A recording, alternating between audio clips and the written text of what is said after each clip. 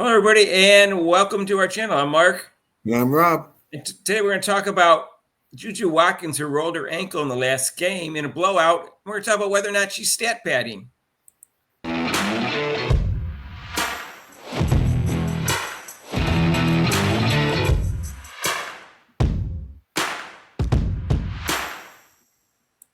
So, hey, if you haven't subscribed to our channel yet, please do so. Hit the notification bell when you do so you get notified of our next video.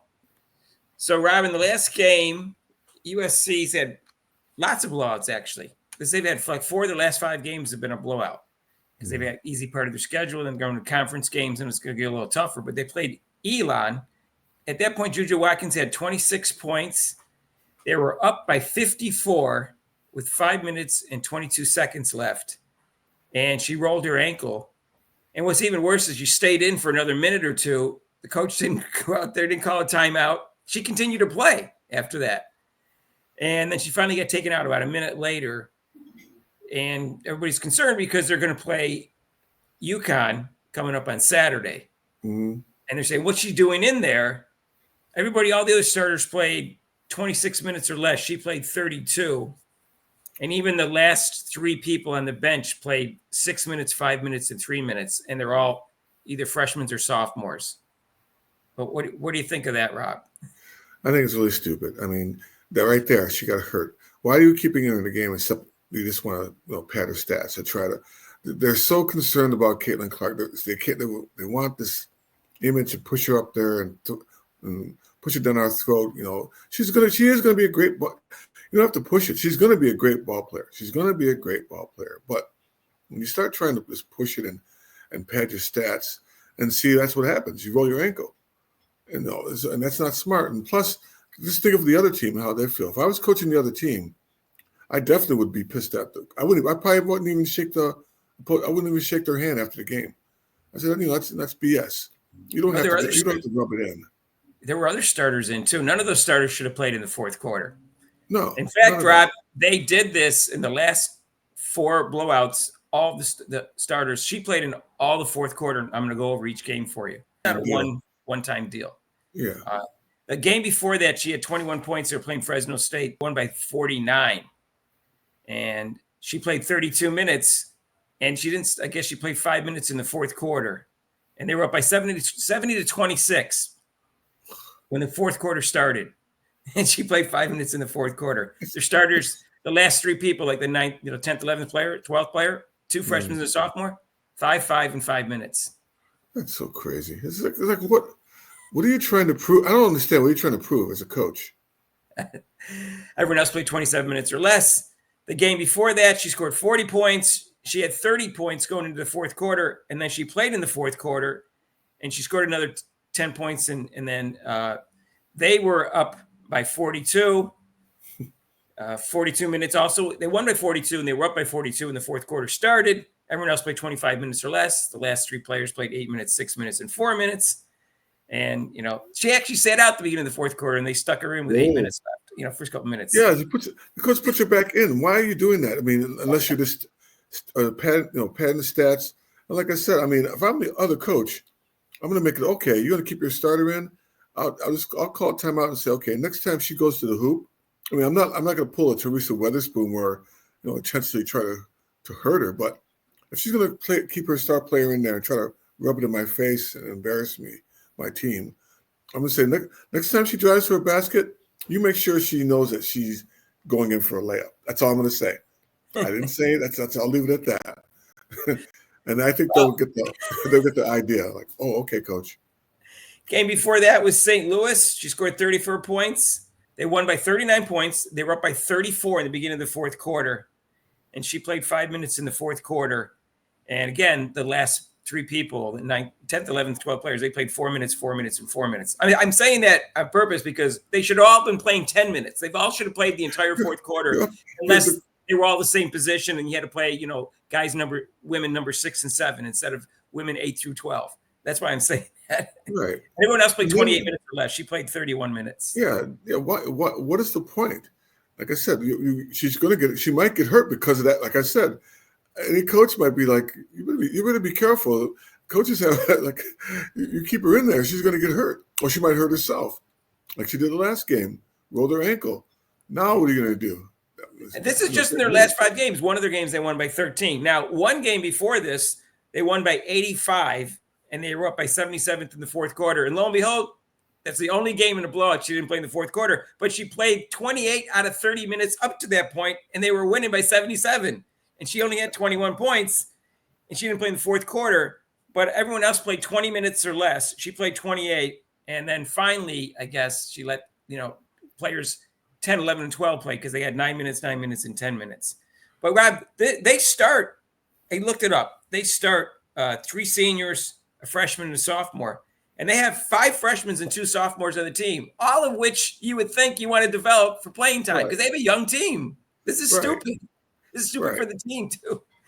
Well, this coach is really, I mean, like I said, I don't think she's a good coach.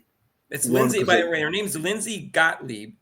And, I thought she was smart when she decided, listen, I don't know everything. I better reach out to Caitlin and see how JuJu Watkins can handle all this pressure and expectations that she has coming this year. So I thought, she seems like a nice person, smart, but she's not being smart, Rob. No, she's not. She's bowing to what everybody says. Oh, we got to build up her stats. And then I kind of blame JuJu too. I mean, she could tell the coach, unlike anybody else, if the coach tells you to go in, you got to go in. But I would tell the coach, I don't know. Caitlin Clark didn't go in the All-Star game. They said, "You want to go in again?" She said, "No, Rike's hot. Let her rock." Right. I mean, I would, if I was her, I'd be like, "Why am I going in? I don't need to go in. We're already winning by 11 million points. Why should I go in? I don't want to hurt I would say, and then my point would be, I don't want to get hurt. Right. The coach, because you say I don't want to go in, the coach go, why not? Well, I feel like I might get hurt, because we're up, I don't want to hurt myself. So what percentage do you blame the coach and what percentage do you blame JuJu? I blame the coach 90%. Okay. I give the coach 90% because as a coach, why would I keep my star player in there for like I said, for injury purpose? Plus, and then also as just sportsmanship, why are you keeping your star player in there in order to just make the other players feel bad? And people say, well, they should play harder. Some teams aren't at the same level, so why are you going to put her back in there when you're up by? That's the thing. It's not that she's leaving her in there. They're up by like 50, 60 points, and she's putting her back in there. Yeah, what is your rational behind that? Some say she puts them in 2 minutes in the fourth quarter. Yeah, what is the rational behind that? I don't know. I completely disagree with it, and I think it's poor coaching. I think it's poor sportsmanship. And if I was the athletic director of that school, because they have say over the coaches, I would pull that coach into their office and speak to him about this, especially after the ankle scare. What are you doing? What are you doing? What if she really gets injured? We're going to look really bad, Mm-hmm. And they're right. And you know what? Breaking Caitlin Clark's scoring record isn't going to make you any better player than it is, because you had to put more minutes and take more shots to do it. If your shooting percentage isn't good, people are going to point that out, right. or things like this happen. And if she gets injured, then she'll never have any chance of setting the record because she's playing in times when she shouldn't be playing. Mm-hmm. And the other team's still going to try just because they're down by a lot, so they still can get injured. It's freaky. You can just land wrong. It doesn't even matter whether the other team's playing hard or anything. On the court, you might pull a hamstring, whatever. You don't. Like I said, the other player. If I'm a player on the other team. Even the coach, I might even pull I might even stop the game and pull up and say, okay, we're done, out the court. You're not going to embarrass it anymore. You win. Bye. And then I wouldn't even shake her hand. Like, bye, I'm pulling my team off the court. You just want to just play games with me and embarrass my team. No, you already know you're much better than my team, and now you want to rub it in these young ladies' faces. That's poor sportsmanship. So I'm off the court. See ya. I got a general rule: 40-point games, fourth quarter is off limits for your starters. That's my general rule. I won't get upset if it's anything between. There's a basic rule for you. Especially when the other team, even they pull their starters. So they don't keep their starters in the game. They pull their starters, which is really weird. The team that's getting blown out pulls their starters, but the team that's blowing them out keeps their starters in.